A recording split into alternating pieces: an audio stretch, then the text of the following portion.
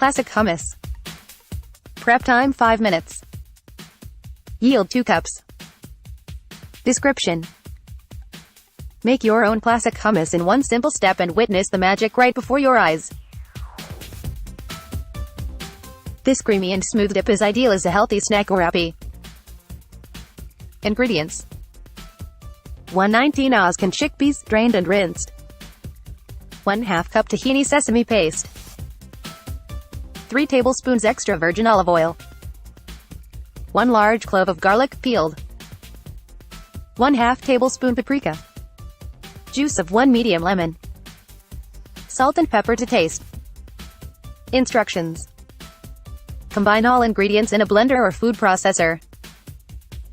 Process everything until well blended and creamy. Pour into a bowl and drizzle some olive oil on top.